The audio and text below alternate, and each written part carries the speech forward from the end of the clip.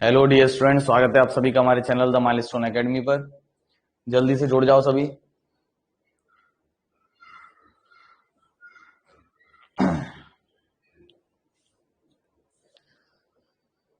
और एक बार बताओ जरा, आवाज वगैरह सब क्लियर है?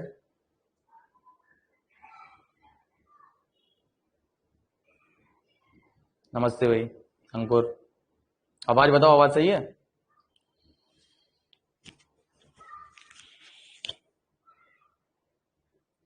गुड इवनिंग भाई, राम राम। आवाज एक बार बताओ, आवाज ठीक आ रही है? ठीक है ठीक है ठीक है। तो सबसे पहले तो मैं ये कहना चाहूंगा भाई, पीईटी का मुझे उम्मीद है आपका पेपर जबरदस्त हुआ होगा। ठीक है, मैंने नोट्स वोट्स आपको सब डाल दिए थे। ठीक है, यूपी ट्रिपल एससी के जो भी नोट्स डाले थे एज इट इज उसी में से आ गया है। ठीक है, अगर नोट्स नहीं पढ़े तो यार इसमें मैं कुछ नहीं कर सकता हूँ। तो एक बार जरा बता दो जल्दी से, सभी अच्छा रेस्पॉन्स दे दो कि भाई पीईटी में जबरदस्त करके आए हो। बताओ जल्दी से जल्दी कैसा हुआ है आप लोगों का पीईटी का पेपर।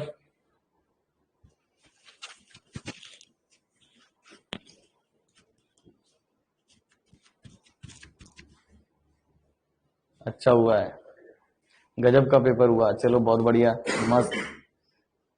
चलो बढ़िया है यार। देखो एज इट इज जो लिखवाया है नोट्स में, अगर नोट्स पढ़ के गए हो ना तो फिर कोई तुम्हें रोक नहीं सकता। सीआरआर क्या है, सीआरआर बढ़ेगा घटेगा, क्या फर्क पड़ेगा, ये सारी चीजें एज इट इज नोट्स में लिख रही हैं। अगर पढ़ के गए होगे ना तो गारंटी है मेरी कि 40 में से 40 ही करके आए होगे। करंट में हाँ, मैं नहीं कह सकता कि 10 में से अभी कितने बना के आए, अभी 2-4 अलग भी आए करंट।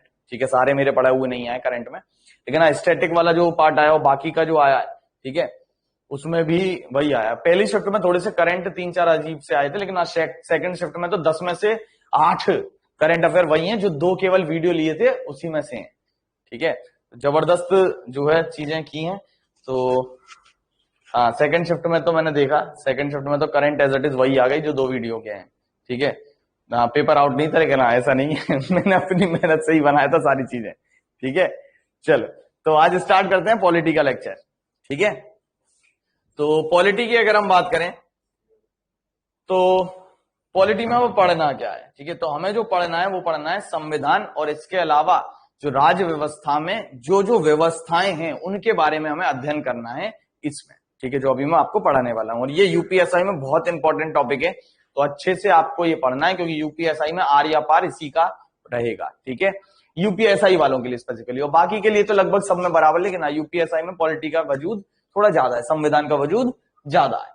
तो जैसा कि नाम है, पहले हम शुरुआत जो करेंगे वो संविधान से करेंगे। थोड़ी सी उसकी आपको मैं स्टोरी सुनाना चाहूंगा कि किस तरीके से हमारा संविधान बनना शुरू हुआ था, और फिर संविधान के बारे में अध्ययन करेंगे। और लास्ट में कुछ और टॉपिक्स रह जाते हैं पॉलिटी से रिलेटेड, वो चीजों का हम बाद में अध्ययन करेंगे। जैसे लोकसभा में कुछ चीजें होती हैं, राज्यसभा में कुछ चीजें होती हैं, उन सब के बारे में हम अलग से अध्ययन करेंगे। ठीक है, तो चलो, जैसा कि बात है संविधान कहते हैं, तो संविधान का मतलब होता है ऐसा विधान जो सब पर लागू हो, यानी देश को चलाने के लिए जो कानून बनाया जाता है उसको हम क्या कहते हैं, बेसिकली संविधान कहते हैं।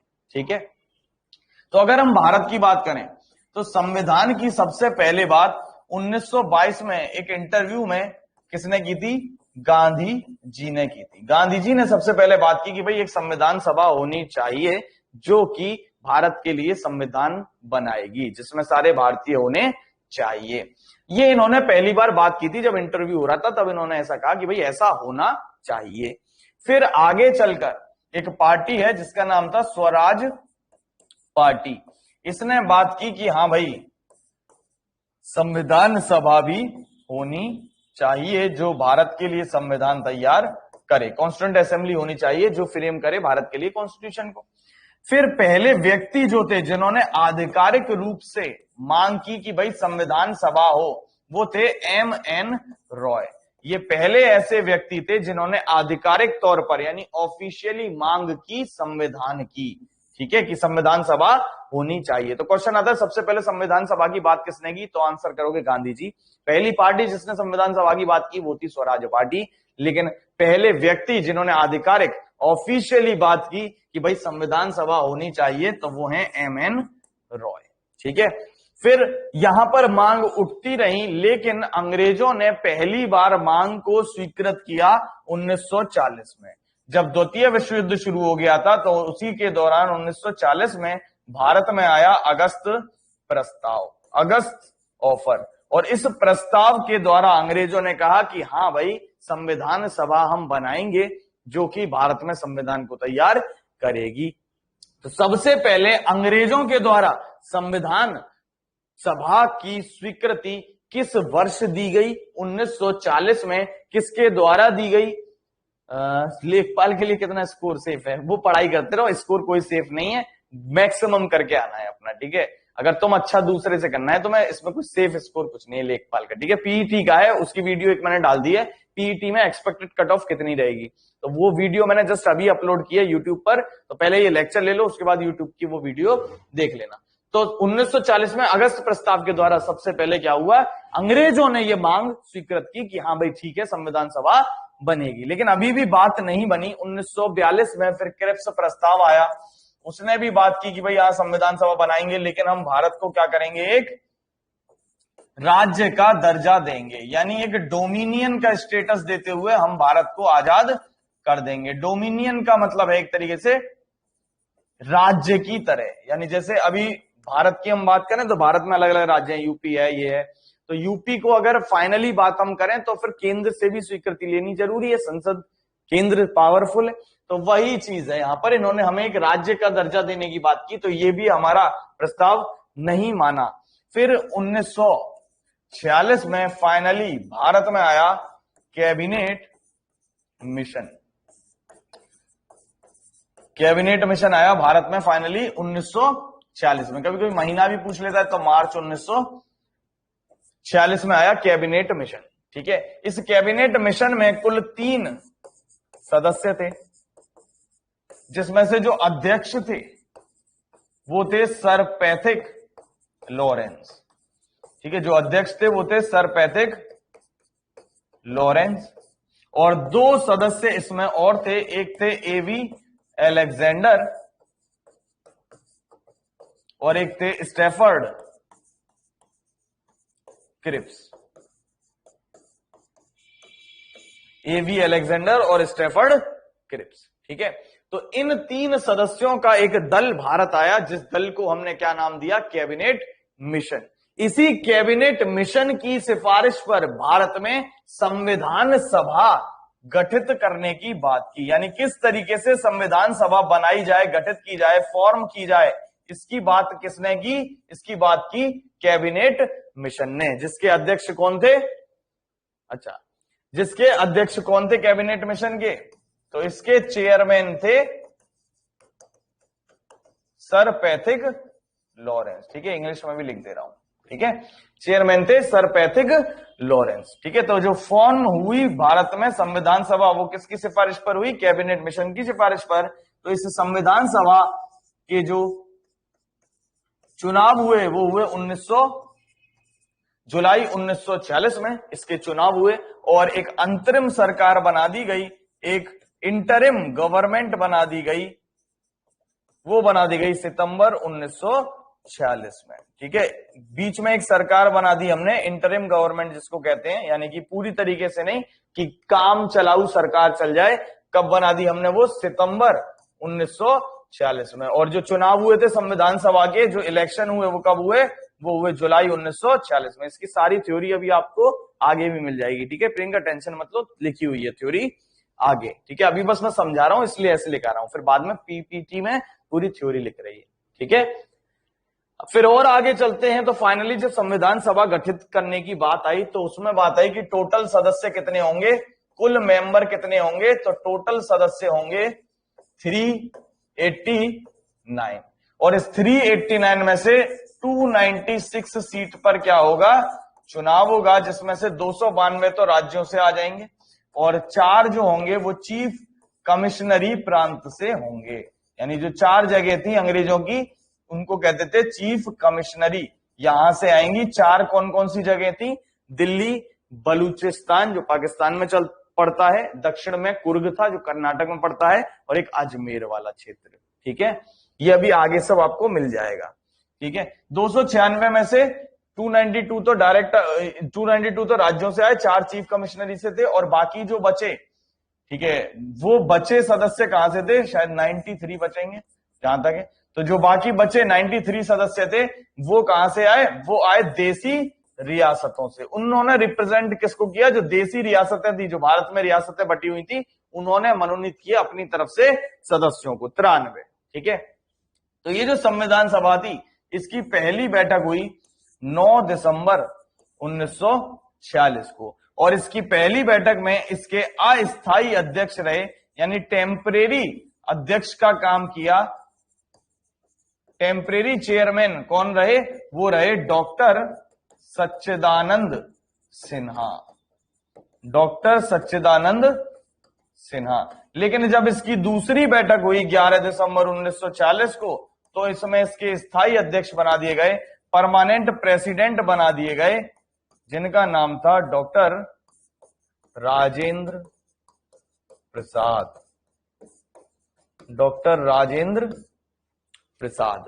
ठीक है, फिर इसकी अगली बैठक हुई 13 दिसंबर 1940 को, जिसमें जो जवाहरलाल नेहरू थे, इन्होंने एक प्रस्ताव सामने रखा जो कहलाता है उद्देश्य प्रस्ताव, ऑब्जेक्टिव रिजोल्यूशन, ऑब्जेक्टिव रिजोल्यूशन, कि किस तरीके से हमें संविधान पर काम करना होगा, किस तरीके से हम संविधान को बनाएं, क्या क्या संविधान में शामिल किया जाए, वो एक प्रस्ताव रखा जवाहरलाल नेहरू ने 13 दिसंबर 1940 को संविधान सभा के सामने।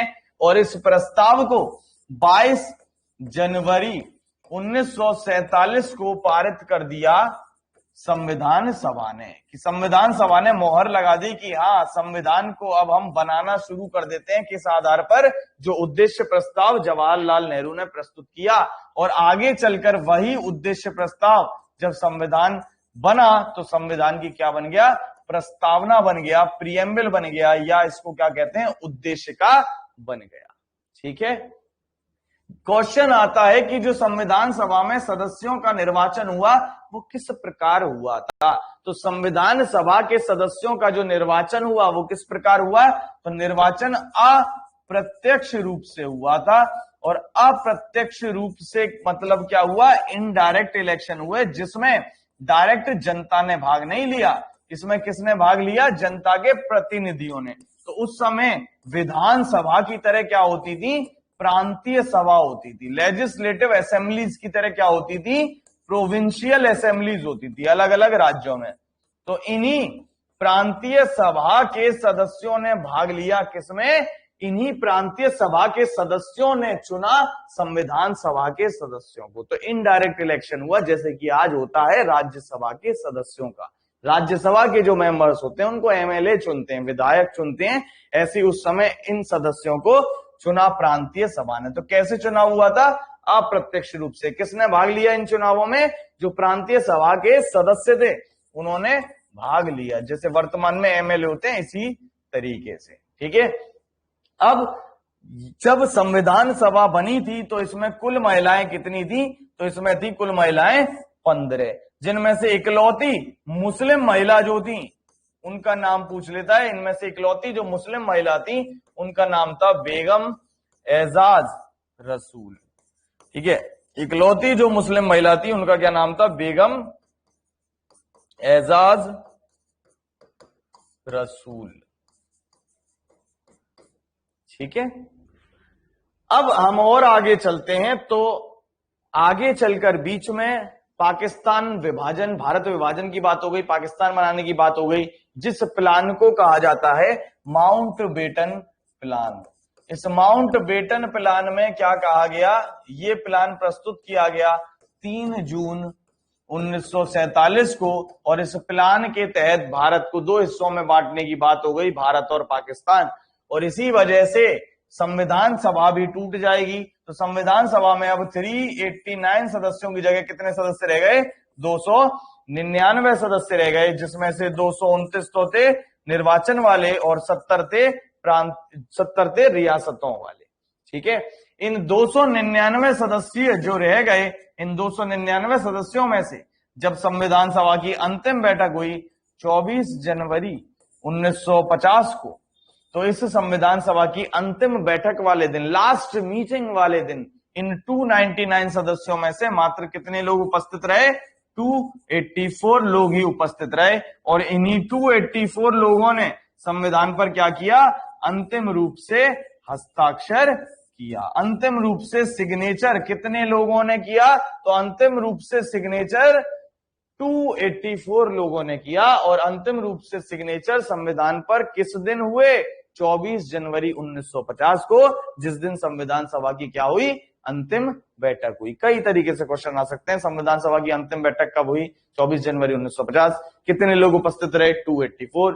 कितने लोगों ने संविधान पर अंतिम रूप से हस्ताक्षर किए, 284। इसी दिन संविधान सभा ने क्या किया, इसी अंतिम दिन संविधान सभा ने डॉक्टर राजेंद्र प्रसाद को भारत का पहला राष्ट्रपति निर्वाचित कर लिया, इलेक्ट कर लिया। पहला राष्ट्रपति भारत का किसे, संविधान सभा ने, क्योंकि उस समय संसद तो बनी नहीं थी। तो जब संसद नहीं बनी तो यही संसद का काम कर रही थी, तो इन्होंने ही जब तक संसद नहीं बनी तो किसको राष्ट्रपति चुन लिया, डॉक्टर राजेंद्र प्रसाद को। ठीक है, इसी 24 जनवरी 1950 के दिन हमने क्या अपना लिया, हमने अपना राष्ट्रगान भी अपनाया, अपना नेशनल एंथम भी अपनाया और साथ ही साथ इस दिन हमने क्या अपना लिया, अपना राष्ट्र गीत भी अपना लिया, नेशनल सॉन्ग वंदे मातरम ये भी अपनाया और जन गण मन ये भी अपनाया। ठीक है, ये क्वेश्चन आ जाता है पहली बार राष्ट्रगान कब गाया गया था, तो वो अभी आगे लिखवा दूंगा जब राष्ट्रगान की बात आएगी।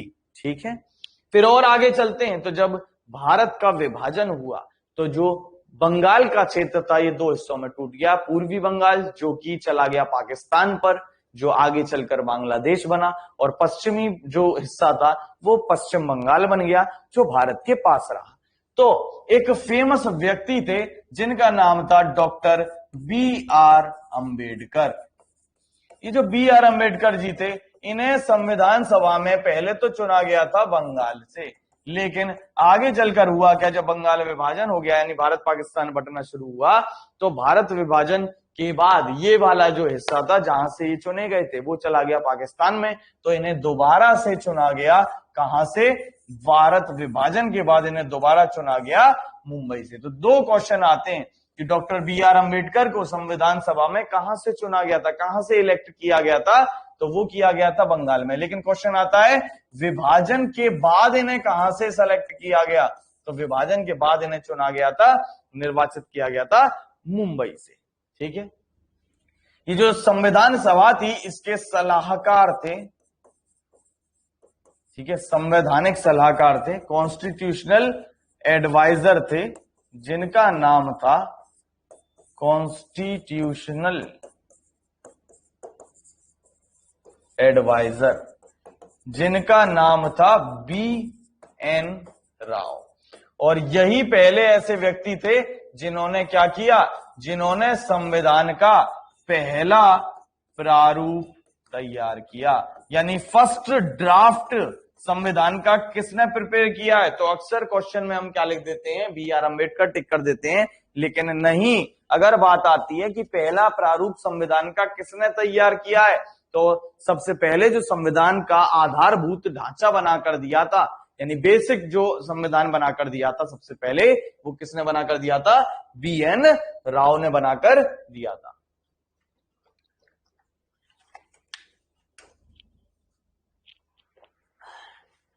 ठीक है, अब ये जब B.R. अम्बेडकर थे, इन्हें फिर काम सौंपा गया कि भाई किस तरीके से संविधान में और सुधार किए जाएं, और फाइनल स्ट्रक्चर तैयार करके B.R. अम्बेडकर को देना था।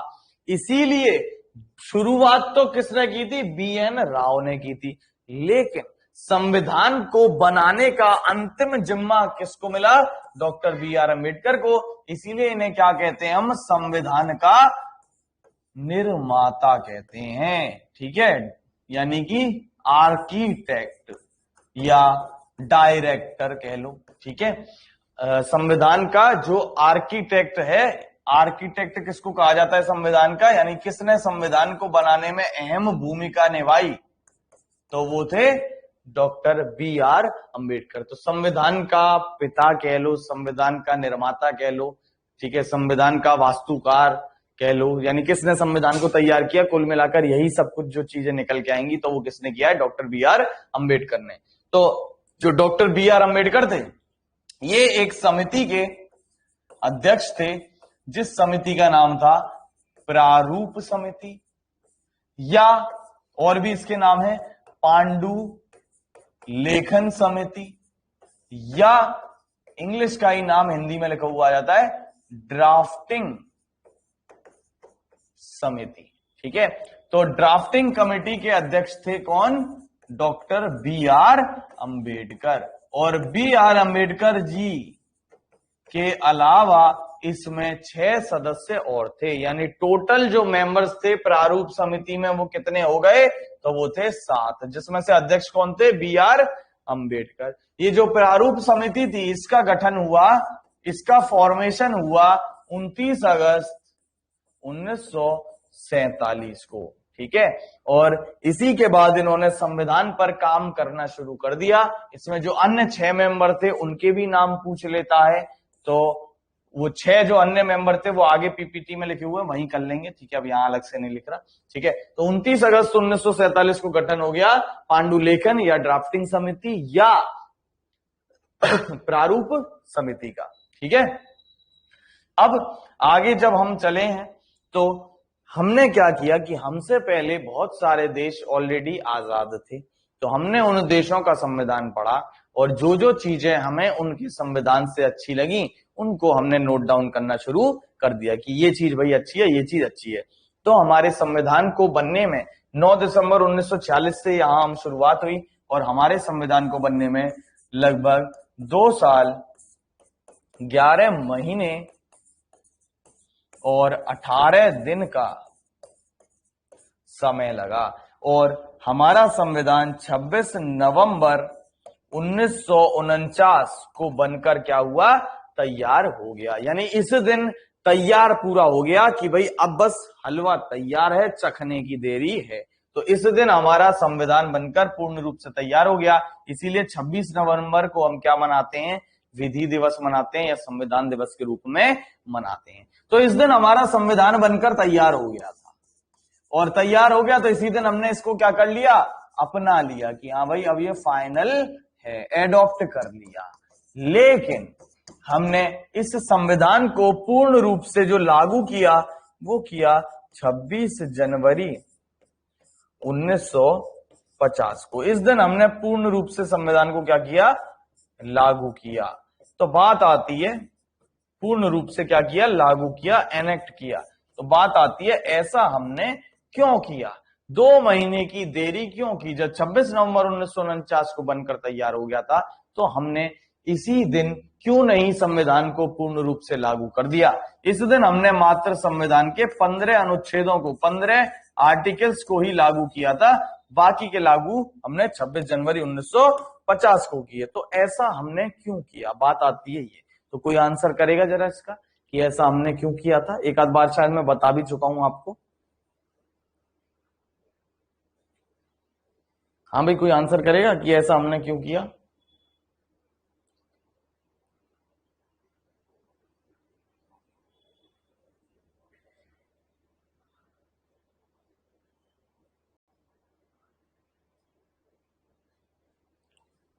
तो देखो मैं आपको बताता हूं। हाँ, करण ने कुछ हद तक सही आंसर दिया। देखो हुआ क्या था, इसका कुछ ना कुछ कारण तो रहा है, हर चीज का कारण होता है तभी ऐसा करते हैं। तो इसका कारण क्या रहा था, देखो 1929 में कांग्रेस का एक अधिवेशन हुआ था लाहौर। ठीक है, 1929 में कांग्रेस का एक अधिवेशन हुआ था लाहौर में। ठीक है, और लाहौर मैंने आपको बताया था रावी नदी के किनारे है। तो इसी दिन यहां पर अध्यक्ष जो थे इस अधिवेशन के वो थे जवाहरलाल नेहरू। तो पहली बार 31 दिसंबर 1929 को तिरंगा फहराया गया। ठीक है, किस नदी के किनारे, रावी नदी के किनारे। कहां पर, लाहौर में। और इस तिरंगा को फहराया तो हमने अपने आप को क्या दर्शाया कि हम क्या हैं, बिल्कुल चिराग ने सही बोला कि हम क्या हैं, हमें आजाद। तो हमने क्या डिसाइड किया कि आज तो हमने तिरंगा फहरा लिया, अब हम क्या करेंगे, अगले साल से हर 26 जनवरी को 1930 से क्या किया करेंगे, तिरंगा फहराया करेंगे, यानी कि स्वाधीनता या स्वतंत्रता इंडिपेंडेंस डे मनाया करेंगे। 1930 में ये डिसाइड किया था 26 जनवरी को। अब हमारा इंडिपेंडेंस डे तो कब शिफ्ट हो गया, 15 अगस्त को शिफ्ट हो गया ना, 1947 में आजाद हो गए, तो हमारा इंडिपेंडेंस डे स्वतंत्र दिवस हो गया 15 अगस्त को। लेकिन ये वाली जो डेट थी ये रह गई खाली, जो कि हमारे लिए काफी इंपॉर्टेंट थी। तो इसीलिए आगे चलकर हमने संविधान को 26 नवंबर को ना लागू करते हुए किस डेट में लागू कर लिया, 26 जनवरी को लागू कर लिया, जिससे कि हमें ये डेट हमेशा याद रहे। ठीक है, तो आजादी से पहले हम 26 जनवरी को आजादी की तरह ही मनाते थे, लेकिन आजादी के बाद फिर 1950 से हमने 26 जनवरी को कैसे मनाना शुरू कर दिया कि हमारा संविधान लागू हो गया, गणतंत्र दिवस के रूप में लागू मनाना शुरू कर दिया, रिपब्लिक डे के रूप में मनाना शुरू कर दिया। ठीक है, तो ये जो थ्योरी है इसी को थोड़ा सा लिखित में और देख लेते हैं, जो पीडीएफ में लिखी हुई है। ये तो पूरी मैंने आपको अभी कहानी सुना दी। अच्छा, इसमें एक दो क्वेश्चन ये भी आ जाते हैं कि ये जो संविधान था, इस संविधान की जो मूल प्रति थी, ओरिजिनल कॉपी थी, इसको एक व्यक्ति ने अपने हैंड से लिखा, बहुत अच्छी राइटिंग में लिखा, तो उस व्यक्ति का नाम पूछ लेता है। ठीक है, तो ऐसा व्यक्ति जिसने संविधान को लिखा है अपने हाथों से, तो संविधान को लिखने वाला जो व्यक्ति है उसका नाम पूछ लेता है। ठीक है, तो उसमें सारे भगवानों के नाम आ जाएंगे, कृष्ण जी के जो डिफरेंट डिफरेंट अवतार हैं वो सब आ जाएंगे। तो उसका नाम है प्रेम बिहारी नारायण राय ज्यादा। ठीक है, इनके द्वारा जो संविधान की मूल प्रति थी उसको लिखा गया था। इसके अलावा इनके अलावा दो व्यक्ति और थे जिन्होंने संविधान की डिजाइन तैयार की, यानी किस तरीके से इसे लिखा जाएगा, मैनर क्या होगा, आउटलाइनिंग क्या होगी। संविधान की जो मूल प्रति है ना, उस पर फोटो वगैरह भी लगे हुए हैं, अलग अलग पेजों पे अलग अलग फोटो वगैरह भी मिलते हैं हमें। ठीक है, तो ये जो दो व्यक्ति थे जिन्होंने डिजाइन तैयार की, वो कौन से दो व्यक्ति थे, एक का नाम था बियोहर सिन्हा और एक का नाम था नंद लाल बोस। ठीक है, तो अगर क्वेश्चन में आता है कि किसने संविधान को लिखा है तो आंसर टिक करना है ये, लेकिन पूछता है कि संविधान की डिजाइन किसने तैयार की है तो आंसर करना है ये। ठीक है, तो इसकी थोड़ी सी थ्योरी देख लेते हैं।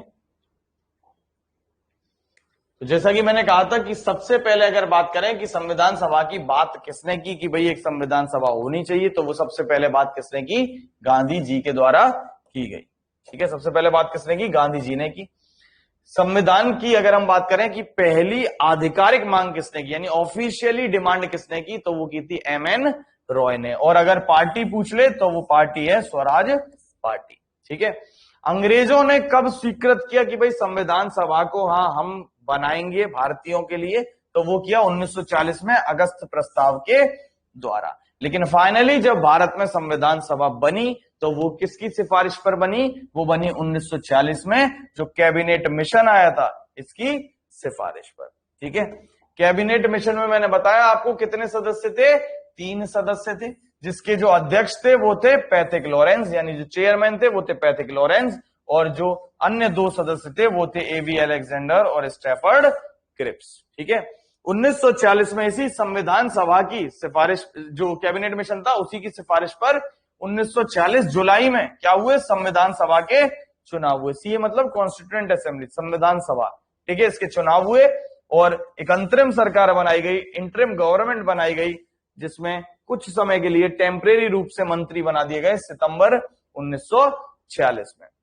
जो संविधान सभा थी इसकी पहली बैठक हुई 9 दिसंबर 1946 को, जिसमें इसके अस्थायी अध्यक्ष यानी टेम्परेरी प्रेसिडेंट कौन रहे थे, वो रहे थे डॉक्टर सच्चिदानंद सिन्हा। ठीक है, मुस्लिम लीग ने क्या किया था, ये जो पहली बैठक हुई थी इसका बहिष्कार किया था। ठीक है, कभी कभी ये भी पूछ लेता है कि पहली बैठक में कितने लोग शरीक हुए, तो वो हुए थे 207 लोग। ठीक है, 207 लोग पहली बैठक में आए थे। नेक्स्ट बात करें तो इसकी जो अगली बैठक हुई वो ही 11 दिसंबर 1946 को, ठीक है। वो पूरा मैं अभी पीछे हिस्ट्री आपको बता चुका हूं ऑलरेडी, उसी का अब ये पीपीटी है, ठीक है।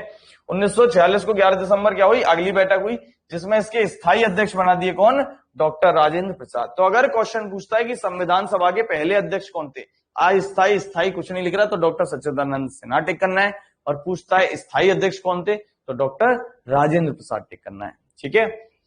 फिर आगे चल, अच्छा हाँ, उपाध्यक्ष का भी कभी कभी पेपर में नाम आ जाता है, ठीक है। तो अध्यक्ष तो सबको याद रहता है डॉक्टर राजेंद्र प्रसाद, उपाध्यक्ष नहीं पता होता। तो एक वाइस प्रेसिडेंट भी थे, उनका नाम क्या था, उनका नाम था एच.सी. मुखर्जी, ठीक है। ये अक्सर याद नहीं होता है बंदों को, ये तो हर किताब में लिखा रहता है, लेकिन एच.सी. मुखर्जी का नाम नहीं लिखते हैं। तो उपाध्यक्ष का भी कभी कभी नाम पूछ लेता है, तो वाइस प्रेसिडेंट कौन थे, एच.सी. मुखर्जी। 13 दिसंबर 1946 को जो जवाहरलाल नेहरू थे, इन्होंने क्या प्रस्तुत किया, उद्देश्य प्रस्ताव प्रस्तुत किया, जिसे 22 जनवरी 1947 को संविधान सभा ने क्या किया, पारित कर दिया। और आगे चलकर जब संविधान लागू हुआ तो यही उद्देश्य प्रस्ताव संविधान की क्या बन गया, उद्देश्य का बन गया, या जिसको हम क्या कहते हैं, प्रस्तावना कहते हैं, प्रीएम्बल बन गया, ठीक है।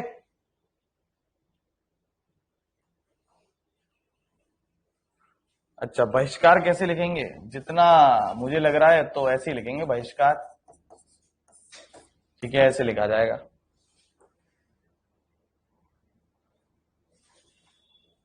फिर जो संविधान सभा थी, इसकी जो अंतिम बैठक है वो ही 24 जनवरी 1950 को, और इसमें डॉक्टर राजेंद्र प्रसाद को संविधान सभा ने क्या किया, निर्विरोध चुन लिया प्रथम राष्ट्रपति के रूप में। तो जो डॉक्टर राजेंद्र प्रसाद थे, ये 1950 से 52 तक तो ऐसी संविधान सभा के बिहाफ पर ही रहे। फिर 1952 में संसद बन गई, यानी लोकसभा बन गई और राज्यसभा बन गई अलग अलग। तो फिर 1952 में चुनाव हुए, फिर 1952 में जब चुनाव हुए तो दोबारा से डॉक्टर राजेंद्र प्रसाद जीत के आ गए। फिर 1957 में फिर चुनाव हुए, फिर ये जीत के आ गए। तो ये जो डॉक्टर राजेंद्र प्रसाद हैं, ये इकलौते ऐसे राष्ट्रपति हैं जिन्होंने एक से ज्यादा बार राष्ट्रपति का चुनाव जीता है, वरना बाकी जितने भी राष्ट्रपति हैं वो एक ही बार पद पर रहे, लेकिन ये इकलौते ऐसे राष्ट्रपति रहे जो एक से ज्यादा बार पद पर रहे हैं। अब सारी हिंदी भी यही पूछ लोगे मेरे से वो देख लेना, जब आंसर किया जाए मैच कर लेना कैसे लिखेंगे।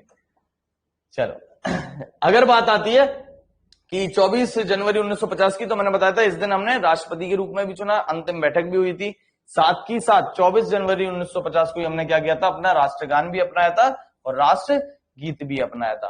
क्वेश्चन आ जाता है कि हमने पहली बार राष्ट्रगान कब गाया था, तो 1911 में महारानी आई थी भारत में, तब इसके उपलक्ष्य में गाया गया था 27 दिसंबर 1911 को, ठीक है। 27 दिसंबर 1911 को कांग्रेस के कलकत्ता अधिवेशन में, कांग्रेस के कलकत्ता अधिवेशन में, कलकत्ता सेशन में पहली बार हमने क्या किया था, राष्ट्रगान को गाया था, ठीक है। तो ये क्वेश्चन आ जाता है कभी कभी, डेट याद रखना, 1911 27 दिसंबर, ठीक है। और कांग्रेस का कौन सा अधिवेशन था, कलकत्ता सेशन था, ठीक है। इसमें पहली बार हमने क्या किया, राष्ट्रगान को गाया था। अच्छा, राष्ट्रगान से रिलेटेड भी क्वेश्चन आ जाते हैं, तो जरा आप ही आंसर करो, क्योंकि राष्ट्रगान तो यार पता होना चाहिए, ठीक है। तो बताओ जरा, राष्ट्रगान कितने सेकंड में गाया जाता है, 2-3 क्वेश्चनों के आंसर करो जरा। राष्ट्रगान कितने समय में गाया जाता है? अब आप कहो कि मैं तो 1 घंटे में भी गा लूंगा, तो वो नहीं, जनरल एक है कि इतने सेकंड में खत्म हो जाता है, ठीक है। तो कितने समय में गाया जाता है राष्ट्रगान? राष्ट्रगान में कितने स्टेंजा हैं, ठीक है, कितने स्टेंजा है, स्टेंजा मतलब वो पैराग्राफ टाइप के, ये भी क्वेश्चन आ जाता है। और एक राष्ट्रगान का छोटा वर्जन होता है जिसको हम लघु शॉर्ट वर्जन कह सकते हैं, तो वो लघु राष्ट्रगान केवल पहली की जो पंक्ति होती है, फर्स्ट स्टेंजा और लास्ट स्टेंजा गा के खत्म कर देते हैं। तो ये जो लघु राष्ट्रगान है, इसका समय कितना है? ये तीनों क्वेश्चन अलग अलग आ जाते हैं, राष्ट्रगान से रिलेटेड है, बताओ जरा तीनों का आंसर। हाँ, 52, 5 और 20, ठीक है ना। तो इसमें 52 सेकंड में हो जाता है, ठीक है। इसमें जो स्टेंजा है वो है 5, और पहला और आखिरी गा के खत्म कर देते हैं हम कितने में, 20 सेकंड में, वो लघु का टाइमिंग रहता है, ठीक है। तो ये भी क्वेश्चन कभी कभी आ जाते हैं ऐसे भी, ठीक है। तो जैसा कि मैंने बताया संविधान सभा में कुल कितने सदस्य थे, 389 सदस्य थे। और इन 389 सदस्यों को चुना कैसे गया था, तो चुना गया था अप्रत्यक्ष चुनाव के द्वारा। इन 389 में से जो 292 सदस्य थे, ठीक है, वो कहां से आए, वो आए विभिन्न प्रांतीय सभा के सदस्यों के द्वारा, जैसे हम वर्तमान में एमएलए चुनते हैं राज्यसभा के सदस्यों को, उनके द्वारा। ठीक है, जो 93 सदस्य थे ये आए विभिन्न रियासतों को जिन्होंने रिप्रेजेंट किया। ठीक है, जो हमारी रियासतें थी 562 उन्होंने रिप्रेजेंट किया। और जो 4 सदस्य थे ये मुख्य आयुक्तों से आए थे, चीफ कमिश्नरी प्रांतों से आए थे। 4 चीफ कमिश्नरी प्रांत कौन थे, उनके नाम भी आ जाते हैं पेपर में, तो वो थे दिल्ली, अजमेर, मारवाड़, कुर्ग जो कि कहां पड़ता है, कर्नाटक में, और ब्रिटिश बलूचिस्तान। ठीक है, ये 4 चीफ कमिश्नरी से आए थे। ठीक है, तो टोटल 389 सदस्य थे। फिर मैंने बताया कि अगर मैं बात करूं विभाजन के बाद, तो विभाजन के बाद सदस्यों की संख्या घटकर कितनी रह गई, 299 रह गई थी, जिसमें से 229 तो ब्रिटिश भारतीय प्रांतों से थे और बाकी 70 जो थे वो रियासतों से थे। संविधान सभा के जो संवैधानिक सलाहकार थे उनका नाम बताया मैंने, BN राव थे, और यही पहले ऐसे व्यक्ति थे जिन्होंने संविधान का पहला प्रारूप तैयार किया था। यानी सबसे पहले जो संविधान बनाकर दिया वो किसने दिया, तो वो दिया था इन्होंने। किसमें इलाहाबाद नहीं है, योगेंद्र क्या क्वेश्चन है पूरा बता जरा। ठीक है, संविधान सभा में कुल महिलाएं कितनी थी, 15 महिलाएं थी। ठीक है, और इकलौती मुस्लिम महिला का नाम पूछ लेता है तो वो थी बेगम एजाज रसूल। ठीक है, जो संविधान था हमारा इसको बनने में कितना समय लगा, 2 साल 11 महीने और 18 दिन का समय लगा था। ठीक है, जो संविधान सभा की कुल बैठक हुई वो कितने दिन हुई, ऐसा नहीं कि 2 साल 11 महीने और 18 दिन डेली बैठते थे, तो कुल जो बैठक हुई है टोटल वो कितने दिन हुई है, 165 दिन में हुई है। और जो टोटल इसमें सत्र चले, सेशन जो चले वो चले 11। ठीक है, जैसे आपके स्कूल वगैरह में भी सेशन होते हैं कि अभी पर्टिकुलर 2 महीने 3 महीने का चला, फिर बीच में गैप हो गया, फिर दोबारा से शुरू हुआ, तो इस तरीके से कितने सत्र चले हैं, 11 सत्र चले हैं। कुल कितने दिन बैठक चली, 165 दिन। और इन 165 दिनों में से कुल 114 दिन क्या हुआ, जो संविधान का हमने प्रारूप तैयार किया था उस पर बहस हुई है कि क्या क्या परिवर्तन करने चाहिए। ठीक है,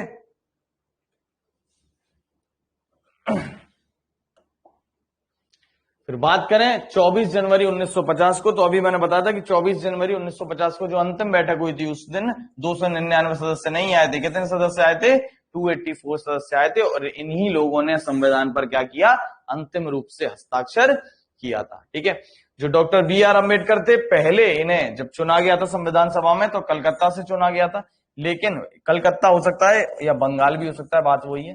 ठीक है, लेकिन उसके बाद क्योंकि विभाजन हो गया तो ये वाला हिस्सा चला गया था पाकिस्तान के पास, तो इनको दोबारा से चुना गया भारत विभाजन के बाद, कहां से, मुंबई से। ठीक है, तो वो क्वेश्चन देख लेना किस हिसाब से पूछा गया। अगर केवल क्वेश्चन में ही पूछता है कि BR अम्बेडकर को संविधान सभा में कहां से चुना गया था, तो टिक करना है बंगाल।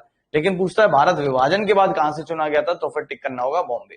ठीक है, संविधान के कुल कितने वाचन हुए, 3 वाचन हुए। यानी ऐसा नहीं कि संविधान पहली बार में ही बनाया और तैयार हो गया।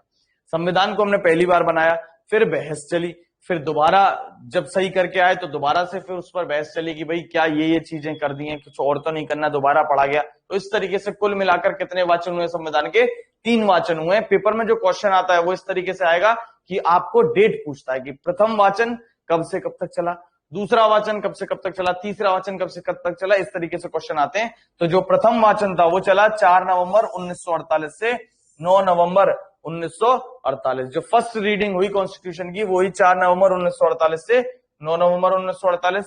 जो सेकंड रीडिंग हुई वो हुई 15 नवंबर 1948 से, सबसे लंबी चली है 17 अक्टूबर 1949 तक। मेन जो काम हुआ है वो इसी में हुआ है।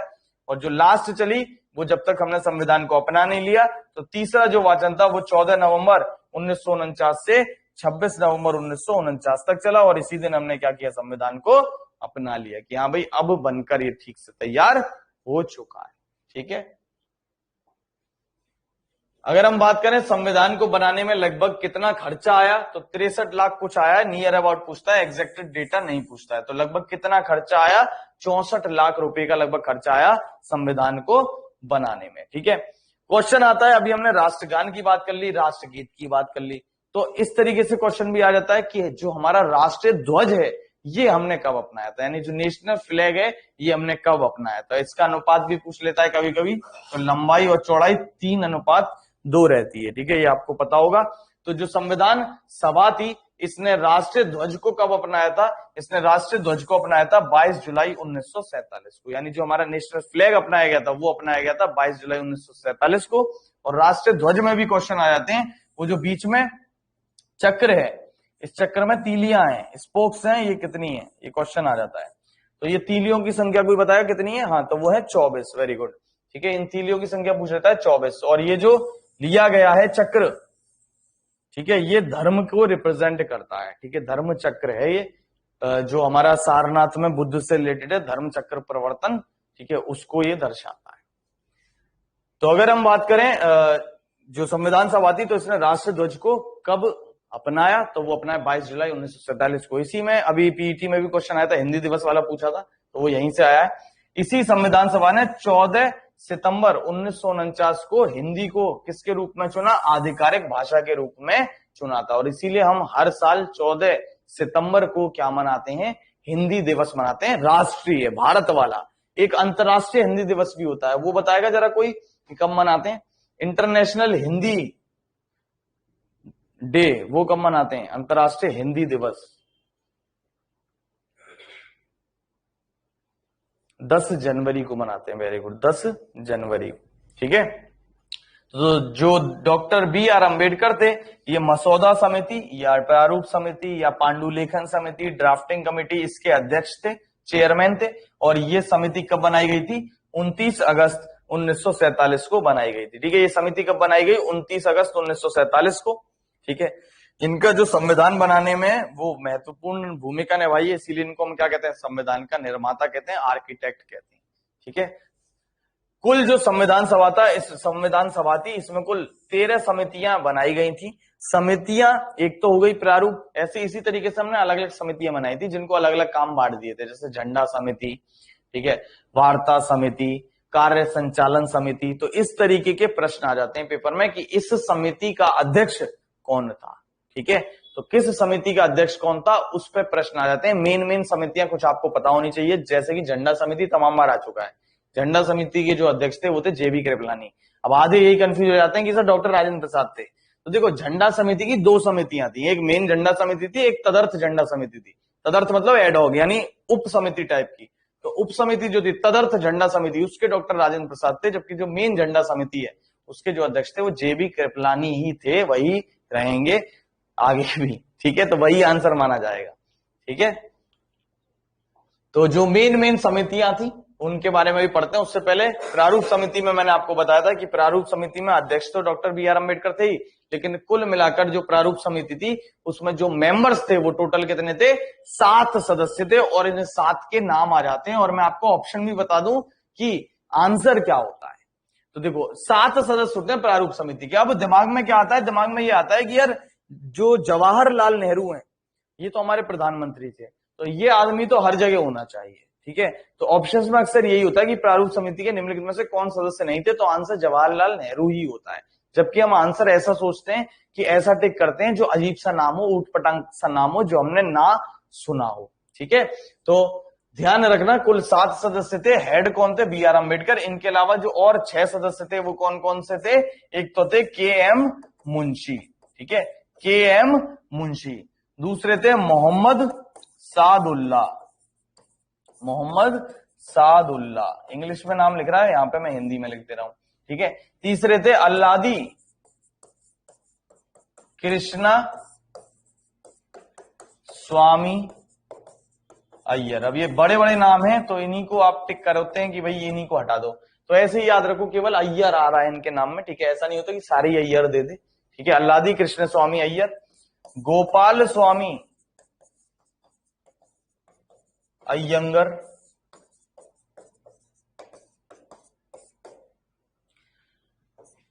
BL मित्तर, ठीक है। मित्तर भी आ सकता है लिखा हुआ, मिट्टल भी आ जाता है, वो बात वही है, ठीक है।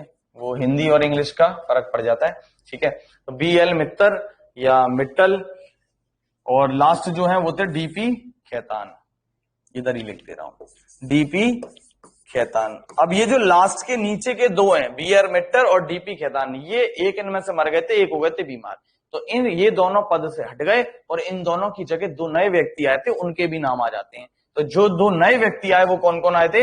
इनकी जगह आए एन माधवराव और इनकी जगह आए थे टीटी कृष्णामाचारी। तो ये भी नाम आ जाते हैं कि कौन से दो नए सदस्य बाद में बने थे, तो वो बने थे एन माधवराव और टीटी कृष्णामाचारी। और पूछ लेता है कौन से दो सदस्य हट गए थे, तो वो हो जाएंगे बीआर मिट्टर और डीपी खैतान। ठीक है। जो मेन समितियां थी संविधान सभा में, उनके अध्यक्षों के नाम पूछ लेता है, जैसे कि मैंने आपको बताया था। तो पहली समिति थी प्रारूप समिति, इसके अध्यक्ष कौन थे? तो ये तो अभी बताए कौन थे, बीआर अंबेडकर। ठीक है। एक थी संघ संविधान समिति, जहां पर भी संघ वगैरह का नाम आ जाता है वहां पर हेड कौन रहेंगे? जवाहरलाल नेहरू ही रहेंगे। ठीक है। तो इसके जो अध्यक्ष थे वो थे जवाहरलाल नेहरू। एक समिति थी संघ शक्ति समिति, तो वही संघ आ रहा है नाम में, जवाहरलाल नेहरू। ये वाला क्वेश्चन इंपॉर्टेंट है, अक्सर पेपर में आता है। मूल अधिकार समिति के अध्यक्ष कौन थे? तो मूल अधिकार और अल्पसंख्यक समिति बनाई गई थी, माइनॉरिटीज कमेटी बनाई गई थी, जिसके हेड थे सरदार पटेल। ये जब आगे मैं आपको मूल अधिकार पढ़ाऊंगा तब भी इसका उल्लेख आएगा। एक मूल अधिकार की उप समिति भी बनाई गई थी, इसके जो अध्यक्ष थे वो थे जेबी कृपलानी। ठीक है, ध्यान रखना ये मेन है और ये उप समिति है, यही कंफ्यूजन झंडा समिति में भी होता है। नेक्स्ट है प्रोविंशियल कमेटी, प्रांतीय समिति, यानी विभिन्न प्रांतों को मिलाने की जिम्मेदारी। तो एकता की बात करते हैं हम, राष्ट्रीय एकता दिवस कब होता है जरा बताओ? नेशनल यूनिटी डे, राष्ट्रीय एकता दिवस कब होता है?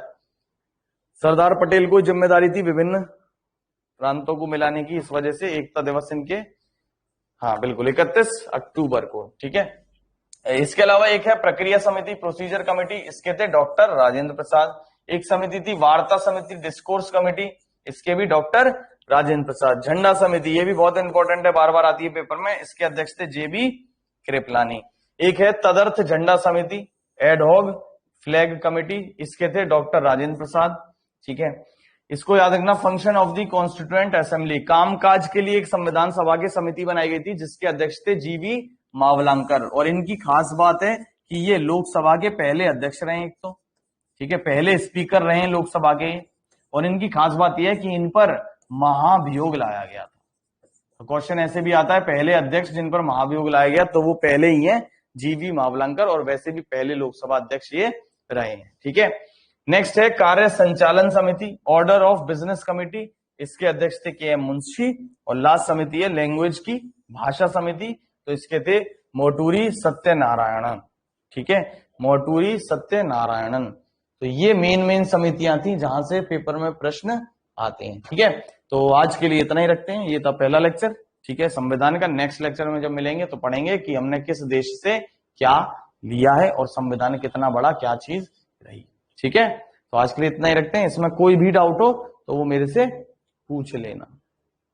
ठीक है, कोई भी किसी भी प्रकार का कोई डाउट हो तो वो मेरे से पूछ लेना। रीजनिंग की क्लास, बेटा रीजनिंग की क्लास का ऐसा सीन है कि सर की असल में बहुत ज्यादा तबीयत खराब चल रही है। ठीक है, गला पूरा सर का चौक है। ठीक है, कहो तो मैं उनकी आवाज भी आपको सुनवा दूं अगर आपको बिलीव ना हो रहा हो तो। ठीक है, सर यहीं पर आराम कर रहे हैं, लेटे हुए गोली वगैरह खा के। थोड़ा सा सर को वायरल चल रहा है इस समय, आप भी थोड़ा सा सुरक्षित रहें। तो सर को हल्का सा फीवर सा वायरल सा आ गया था और गला भी काफी बैठ गया है, तो इस वजह से सर अभी क्लास ले नहीं पाएंगे। ठीक है, हाँ, तो आज नहीं ले पाएंगे, कल ले लेंगे लेकिन सर। ठीक है, अभी स्ट्रेप्सिल्स और ये सब खा रहे हैं, स्वालिन स्ट्रेप्सिल्स यही खा रहे हैं सुबह से। ठीक है, तो थोड़ा बहुत बोल पा रहे हैं। ठीक है, तो वो आज तो क्लास नहीं ले पाएंगे, हाँ लेकिन कल वल आपकी क्लास ले लेंगे। ठीक है, तो आज के लिए इतना ही रखते हैं, कोई भी डाउट हो तो वो पूछ लेना। ठीक है, थैंक यू।